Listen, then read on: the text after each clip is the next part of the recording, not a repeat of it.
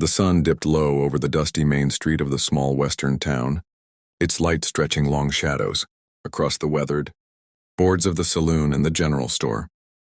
The stagecoach wheels had hardly cooled when they pushed her out. A young woman in a blue prairie dress, clutching a small worn suitcase, her hands trembling. She had been packed up like a parcel, sent across miles of barren land, to be handed off to a man she had never seen before. Whispers ran along the wooden sidewalks as curious. Townsfolk peered from behind swinging doors and shop windows. "She's the mail-order bride," someone murmured. "Shipped here for that rancher out north," but her face told the truth her lips would not.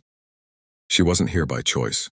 She was frightened, her eyes searching the unfamiliar street, wondering if this was the end of her freedom. Then, like thunder rolling into town, he appeared. A tall cowboy rode in, his horse kicking up dust with each powerful step. He dismounted with a controlled force, his boots striking the earth like they belonged here more than the stones did. His eyes, sharp beneath the brim of his hat, locked on her. She tried to look away, but something about the steadiness in his gaze made her hold it longer than she intended. She swallowed, clutching the suitcase tighter, as if that little bag was the last piece of herself she still owned. The man she had been promised to was nowhere in sight, but she could already feel the trap tightening around her life. Before the deal could be made, before the papers could be signed, the cowboy stepped forward, his voice carrying over the murmurs of the crowd.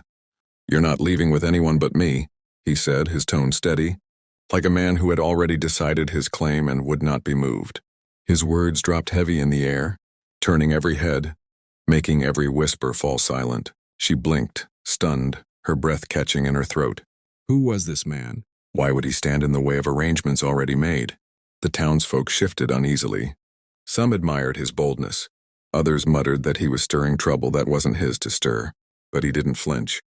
He stood tall, hands resting on his belt, his voice full of certainty.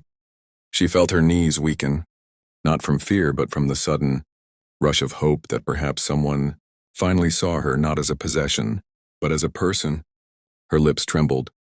"Why would you do that? You don't even know me." His jaw tightened as he looked at her, and for a moment his eyes softened, just enough to let her see past the roughness of a cowboy's life. "Because no woman should be shipped like cattle," he said. "Because you deserve a choice. And if no one else is going to give you one, I will." The suitcase nearly slipped from her hand. It had been so long since anyone had spoken words like that to her. Words that didn't bind her but freed her. She thought about the man waiting for her, the stranger she had been promised to, and the life of silence and obedience that would follow. Then she looked back at the cowboy before her, a man who didn't even know her name, but had already decided she was worth fighting for. Gasps rose in the crowd as the rancher she had been promised to finally stepped forward, red-faced and angry. "She's mine," he bellowed. "I paid for her, and I'll take what's mine." The cowboy turned, eyes like steel. "She's not yours. She never was." The two men faced off in the street, the air so tense it could snap. The rancher's hand twitched toward his hip, but the cowboy didn't move. He didn't need to. His calm strength was louder than any weapon. Finally, the rancher cursed, spat on the ground, and stormed off, humiliated by the force of a man who needed no violence to make his point. The young woman stood frozen, her chest heaving, unsure what to do next. The cowboy stepped closer, lowering his voice so only she could hear. "The choice is yours," he said softly. "I won't take you if you don't want me to. But I'm not letting them take you like property. You're free to walk away, or you can walk with me."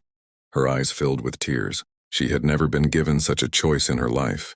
Slowly, she let go of the suitcase, letting it fall to the dirt. She lifted her chin, looking him in the eye, and whispered, "I'll walk with you." His lips curved just slightly, not a smile of triumph, but of relief. He reached for her hand, not to pull her, not to own her, but simply to hold it. And together they walked away from the crowd, away from the voices that said she had no say, and into a future she could finally choose for herself. And that, dear listener, is the power of standing up when the world tries to bind you. Sometimes freedom comes not in loud rebellions, but in quiet choices, in the courage to say, "I deserve better." And sometimes, if you're lucky, someone will stand beside you when you find that strength.